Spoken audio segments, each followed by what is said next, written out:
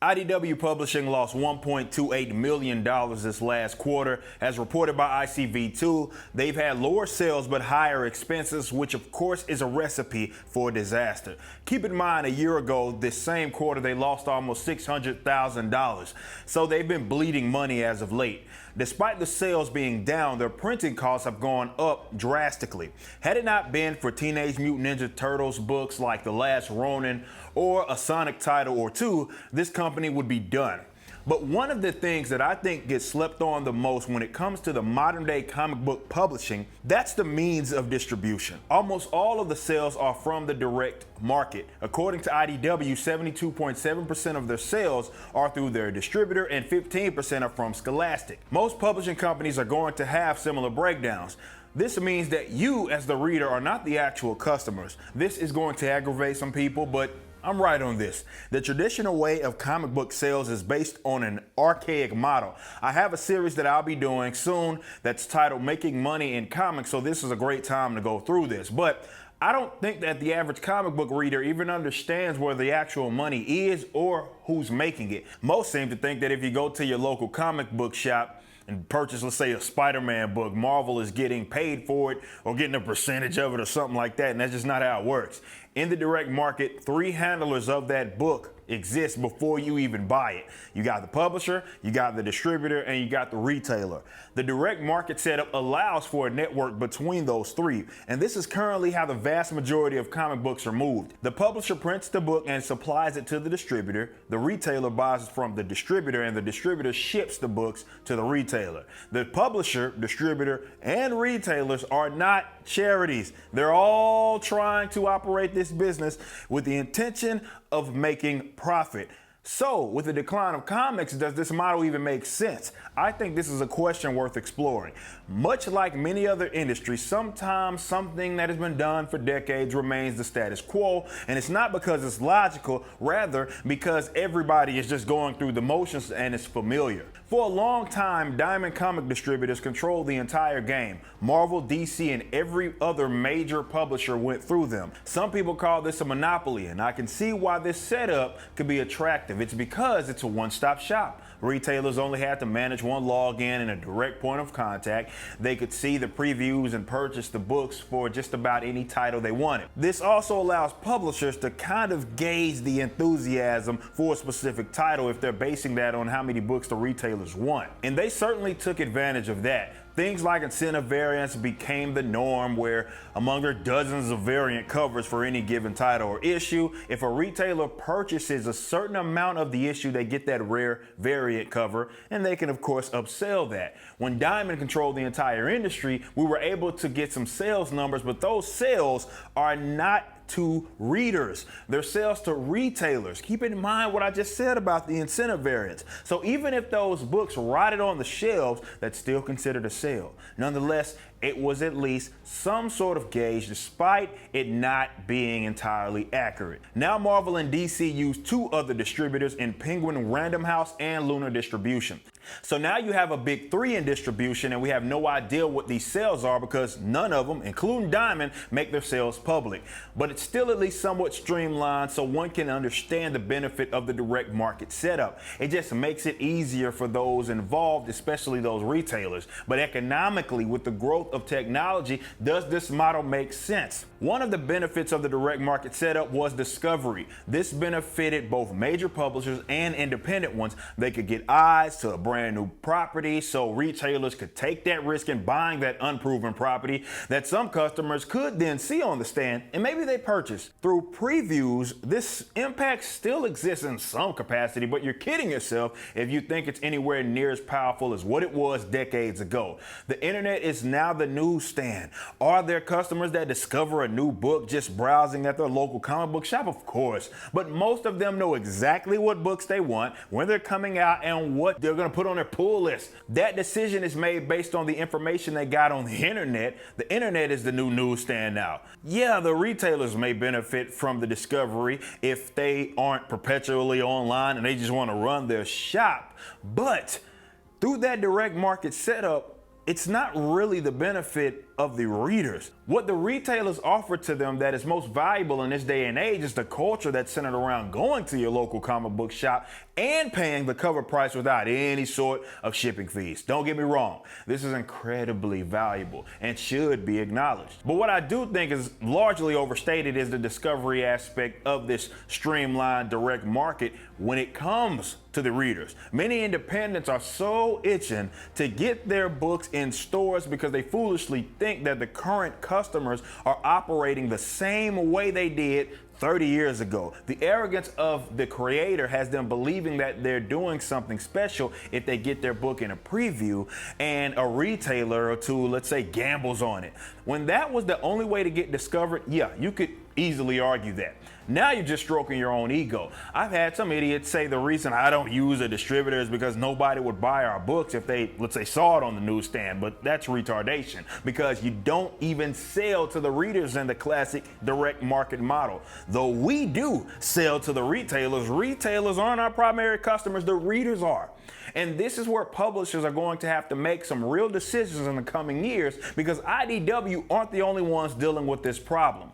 There are many economically illiterate people that are in high positions in comics, positions they have no business being in, they're totally unqualified, and they have no idea how to measure the market.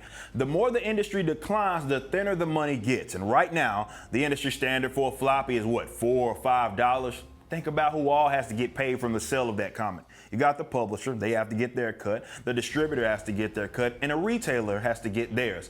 Off of that one comic. Many of you don't want to admit it, but even at their peak, very few people were able to actually thrive off of their comics. This is because the economic model wasn't favorable and there simply isn't enough money to go around. And I'm talking about the comics, the publishing, not movies, games, or toys.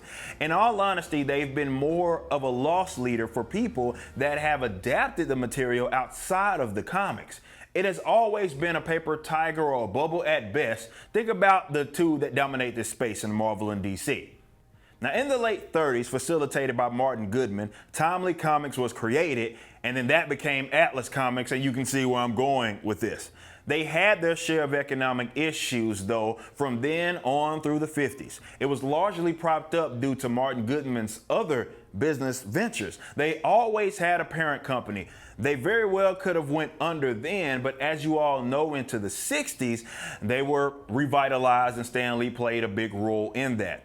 Despite all of that supposed success in the 60s, though, Goodman sold Magazine Management, which was the parent company of Marvel, to a company that eventually became Cadence Industries.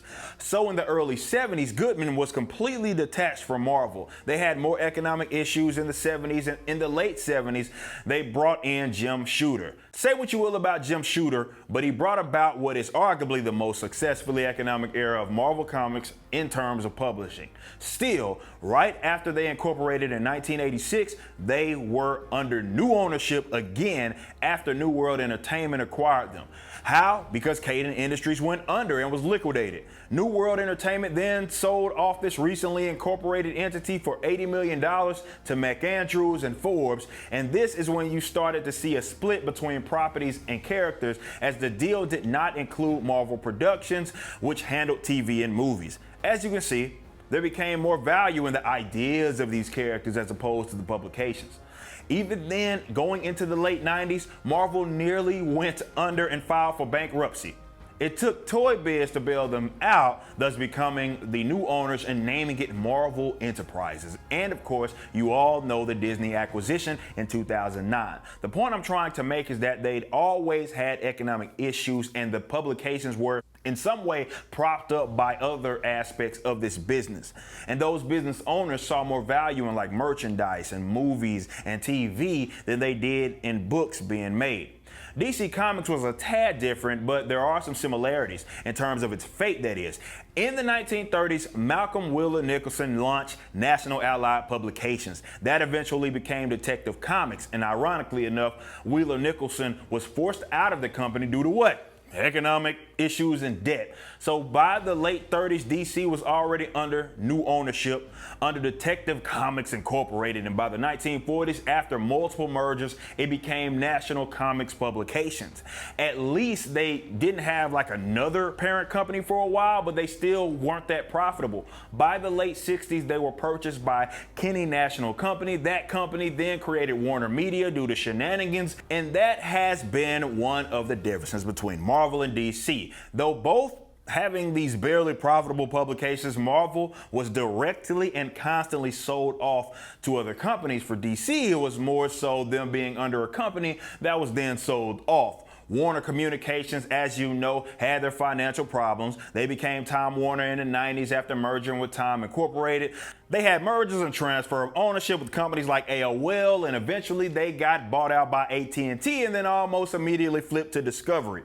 DC was just caught under all of that shaking and moving. The truth is that comics could barely stand on their own and needed some help from bigger companies. This is how so many of them can master losses.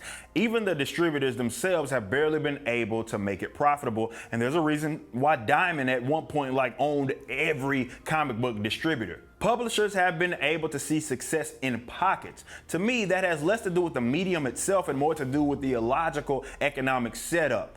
Too many hands in that cookie jar. Think about it. Only a couple of the major comic book publishers stand alone. You have like Dark Horse, they had a great run, but they're now owned by the Embracer Group. Valiant had its issues, and they've been owned by someone else since the mid-90s. The two companies that exist that prioritize publication overall are Image and Boom Studios, and they don't really have their own IPs, or their biggest driver is they're being in the game of licensing other people's properties. And when that well starts to dry up, you end up like IDW. Am I saying there's no money to be made in comics? Absolutely not. I'm trying to show you that if you want to be both profitable and largely independent, the current model has to be reassessed. Relying on this archaic model only makes sense if you're trying to treat your publication as a loss leader and you have some other big company subsidizing you. The Rippaverse publishing model, or a version of that, is probably more suited for you, and it's gonna make more sense for most publishers. That means keeping as much as you can in-house and selling directly to the readers. That's your main customer. If you own a publishing company like me, you understand there's all sorts of staff that have to get paid off of you selling these comic books.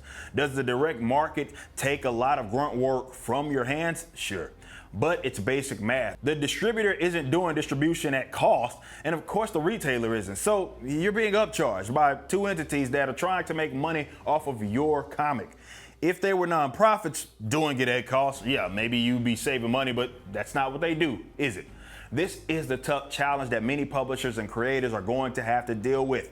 As more people wake up to this, the comic book industry will totally change, and it's gonna look different. And from the creative to the retailers, it is uncertain just who will survive and what role they're gonna be playing in the future. It's gonna look a lot different either way, because this just isn't sustainable, and to be fair, was it ever really? If I can offer any advice to anybody that has aspirations to make it in doing entertainment, it's this: ask questions. Just because everybody does a thing does not mean that this thing is worth doing. It doesn't mean it's the most efficient or effective way to do it. Technology alone has completely changed the game, and some industries are still stuck in doing what may worked 50 years ago. And the only reason it hasn't changed is because people never bothered to ask why, and they just continue to follow the status quo. The industry standard could be nonsensical, and what works for you may not work for others, so make it make sense. And if it doesn't, don't do it. Assess everything. Even the price of your product should not be targeting some universally accepted floor or ceiling, for that matter. So ask questions, and just going through the motions just because your economically illiterate peers are doing something, that doesn't make sense. The same people claiming this is the best way to do things are the ones that have facilitated an industry where its greatest creatives are broke. And publishers, they're getting L's like they're going out of style. Look, don't be mad at me. I'm just giving it to you straight. Don't forget to check out my comic book company over at Rippaverse.com. After 2 multi-million-dollar campaigns, you can still get ISOM #1 and #2. Up next this fall is Alpha Core #1, written by one of the most prolific writers of all time, Chuck Dixon, and penciled by Joe Bennett. And if you can't wait for new content, go to our website right now and pre-order the first official Rippaverse hoodie. Y'all be easy.